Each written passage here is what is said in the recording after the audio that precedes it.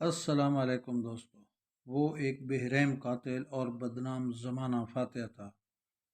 اس نے لاکھوں انسانوں کو قتل کر کے انسانی کھوپڑیوں کے مینار بنائے۔ وہ دشمن کو قتل کر کے خوش ہوتا تھا۔ وہ وحشی فاتح ایک ٹانگ سے لنگڑا بھی تھا۔ آخری عمر میں اس پر چنگیز خان کی طرح چین فتح کرنے کا خبث سوار ہوا، اس لیے اس نے چین پر حملہ کیا اور وہیں پر مر گیا۔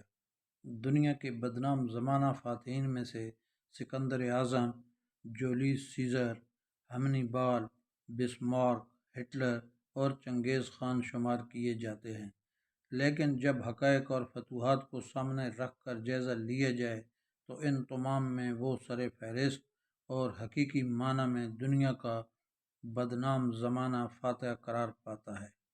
سکندر اعظم اور چنگیز خان کو اپنے سے کم تر طاقتوں سے مقابلہ کرنا پڑا، لیکن جس فاتح کی کہانی آپ سننے جا رہے ہیں اس نے ہمیشہ خود سے کئی گنا بڑی فوج اور مملکت کو شرمناک شکست سے دوچار کیا۔ اس کی ساری زندگی قتل و غارت میں گزری۔ آج کی ویڈیو میں ہم آپ کو امیر تیمور کی کہانی سنانے جا رہے ہیں۔ امیر تیمور سمرقند کے قریب ایک گاؤں کیش میں برلاس قبیلے میں سن 1336 میں پیدا ہوا۔ اس ترک قبیلے برلاس کا چنگیز خان کے خاندان سے قریبی تعلق تھا۔ تیمور کے والدین معمولی درجے کے زمیندار تھے۔ امیر تیمور نے اپنی زندگی میں 42 ملک فتح کیے اور لاکھوں انسان کا قتل عام کیا۔ امیر تیمور کی ایک خاص بات یہ تھی کہ وہ ایک وقت میں اپنے دونوں ہاتھوں سے جنگ میں انسانوں کا قتل عام کرتا تھا۔ وہ ایک ہاتھ میں تلوار اٹھاتا تھا اور دوسرے ہاتھ میں کلہاڑا۔ تخت نشین ہونے کے بعد تیمور نے ان تمام علاقوں اور ملکوں پر قبضہ کرنا اپنا حق اور مقصد قرار دیا جن پر چنگیز خان کی اولاد حکومت کرتی تھی۔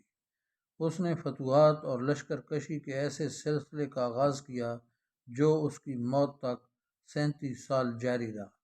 تیمور کے ابتدائی چند سال چغتائی سلطنت کو قبضہ کرنے میں صرف ہو گئے۔ وہ 776 میں کاشغر اور 781 میں خوارزم پر قابض ہوا۔ اس کے بعد اس نے خراسان کا رخ کیا۔ 1381 میں ہرات کے خاندان کرت کو اطاعت پر مجبور کیا۔ اگلے سال نیشا پور اور اس کے نواح قندھار اور سیستان پر قبضہ کیا۔ 1386 میں اس نے ایران کی مہم کا آغاز کیا۔ اس دوران وہ پورے شمالی ایران پر قابض ہو گیا۔ تیمور نے 1392 میں ایران میں نئی لشکر کشی کا آغاز کیا۔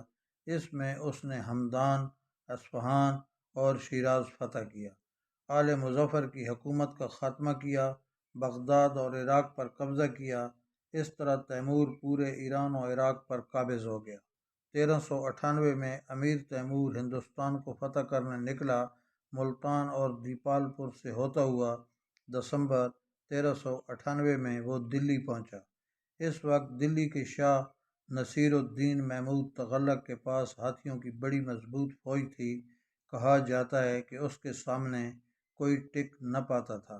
ساتھ میں دلی کی فوج بھی بہت بڑی تھی۔ دلی فتح کرنے کے لیے راستے میں امیر تیمور نے ایسندی نام کے ایک گاؤں کے پاس پڑاؤ ڈالا۔ یہاں تیمور نے لوگوں میں خوف و ہراس پھیلانے کے لیے تمام لوگوں کو لوٹ لیا، تمام ہندوؤں کو قتل کر دیا۔ پاس ہی تغلق پور میں پارسیوں کی آبادی تھی۔ یہ لوگ آگ کے پجاری تھے۔ تیمور لنگ کے حکم پر سب پارسیوں کے گھر جلا ڈالے گئے اور پارسیوں کا قتل عام کیا۔ اس کے بعد تیموری فوج نے پانی پت کا رخ کیا۔ امیر تیمور کے خون خرابے کی خبر سن کر پانی پت کے لوگ پہلے ہی شہر چھوڑ کر دلی کی طرف فرار ہو گئے تھے۔ پانی پت پہنچ کر شہر کو تہس نہس کر دیا۔ راستے میں لونی کے قلعے سے راجپوتوں نے تیمور کو روکنے کی ناکام کوشش کی۔ تب تک تیمور کے پاس 1 لاکھ ہندو قیدی تھے۔ دلی پر چڑھائی کرنے سے پہلے سب کو قتل کر دیا۔ ساتھ میں حکم دیا کہ اگر کوئی فوجی بے قصور لوگوں کو قتل کرنے سے ہچکچائے تو اسے بھی فوراً قتل کر دیا جائے۔ اگلے دن ہی دلی پر حملہ کر کے نصیر الدین محمود تغلق کو آسانی سے شکست دے دی۔ محمود ڈر کر جنگل میں چھپ گیا۔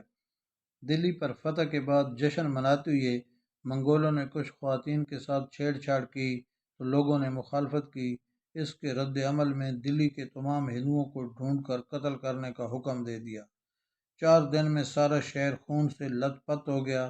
دلی کے بعد وہ میرٹھ گیا۔ وہاں دریائے جمنا کی بالائی وادی میں ہندوؤں کے مقدس مقام ہردوار میں لوگوں کو یہ کہہ کر سمجھایا کہ کفار کو مار کر ثواب کمایا جا رہا ہے۔ سن 1399 میں تیمور سمرقند سے اپنی آخری اور طویل ترین مہم پر روانہ ہوا۔ تبریز پہنچ کر اس نے سلطان مصر کے پاس سفیر بھیجے جن کو قتل کر دیا گیا۔ چنانچہ تیمور سلطان مصر کی سرکوبی کے لیے روانہ ہوا۔ حلب، ہما، حمص فتح کرتا دمشق پہنچا اور حسب دستور لوگوں کا قتل عام کیا اور شہروں کو آگ لگا دی۔ اس دوران سلطان با یزید یلدرم نے ایشیائے کوچک میں تیموری علاقوں پر حملہ کر دیا۔ تیمور نے سلطان با یزید کی سلطنت عثمانیہ پر لشکر کشی کر دی۔ امیر تیمور نے ہزاروں سپاہیوں کو زندہ دفن کر دیا۔ سلطان با یزید اس وقت قسطنطنیہ کے محاصرہ میں مصروف تھا۔ تیمور کے حملے کی اطلاع ملی تو محاصرہ اٹھا کر فوراً اناطولیہ کی طرف روانہ ہوا۔ انکا کے قریب 21 جولائی 1402 کو دونوں کے درمیان فیصلہ کن جنگ ہوئی جو جنگ انقرہ کے نام سے مشہور ہے۔ با یزید گرفتار کر لیا گیا لیکن تیمور اس کے ساتھ عزت و احترام سے پیش آیا۔ سمرقند واپس آنے کے بعد تیمور نے چین پر حملے کی تیاریاں شروع کر دیں۔ چین ایک زمانے میں چنگیز خان کی اولاد قبضے میں رہ چکا تھا، اس لیے وہ چین پر بھی اپنا حق سمجھتا تھا۔ چین میں سردی عروج پر تھی اور تیمور بوڑھا تھا، اوپر سے شدید بیمار بھی ہوا۔ اس دوران اس کی موت ہو گئی۔ 18 فروری 1405 کو وہ چین کے دریائے سیہون کے کنارے شدید سردی کے عالم میں سکتے کی حالت میں 70 سال کی عمر میں مر گیا۔ امیر تیمور کی بحیثیت ایک سپہ سالار حیرت انگیز صلاحیتوں سے انکار نہیں کیا جا سکتا، لیکن اس نے اس خداداد صلاحیت سے جو کام لیا وہ اسلامی روح کے خلاف تھا۔ اس کی ساری فتوحات کا مقصد ذاتی شہرت اور ناموری کے علاوہ اور کچھ نہ تھا۔ اس لحاظ سے وہ خالد بن ولید، محمود غزنوی، تغرل اور صلاح الدین ایوبی کے مقابلے میں پیش نہیں کیا جا سکتا۔ انتقام کے معاملے میں بہت سخت تھا، مخالفت برداشت نہیں کر سکتا تھا۔ وہ مسلمان ہونے کے باوجود خون ریزی میں چنگیز خان اور ہلاکو خان سے کم نہیں تھا۔ دلی، اصفہان، بغداد اور دمشق میں اس کے نے جو قتل عام کیے ان میں ہزاروں لاکھوں بے گناہ موت کے گھاٹ اتار دیے گئے۔ وہ انتقام کی شدت میں شہر کے شہر تباہ کر دیتا تھا۔ خوارزم، بغداد اور سرائے کے ساتھ اس نے یہی کیا۔ حقیقت یہ ہے کہ منگولوں کی طرح وہ بھی عذاب الہی تھا۔ امیر تیمور کسی شاہی خاندان کا رکن نہیں تھا، لیکن اپنی ذات سے البتہ وہ ایک شاہی خاندان کی بنیاد ڈال گیا۔ غارت گر تھا، ڈھانے اور گرانے والا تھا، مگر جب بنانے کی طرف راغب ہوا تو بے شمار عمارتیں اس نے تعمیر کرائیں۔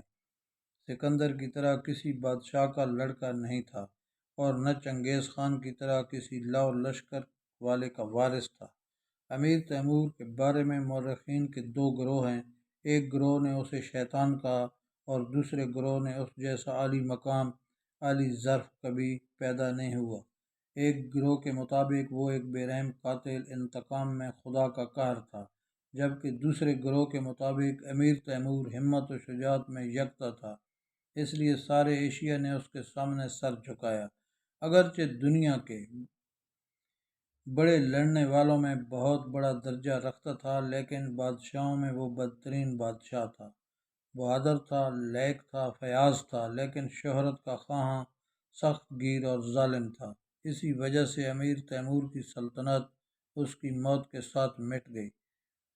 دوستو، امید کرتا ہوں کہ آج کی ویڈیو آپ کو پسند آئی ہوگی۔ اگر ویڈیو اچھی لگے تو پلیز اسے لائک اور شیئر ضرور کر دیں اور میرے یوٹیوب چینل گیو می 51 ٹرینڈ کو سبسکرائب کے ساتھ ساتھ بیل آئیکن بھی پریس کر دیں تاکہ میری آنے والی تمام ویڈیو آپ تک پہنچتی رہیں۔ شکریہ، خدا حافظ۔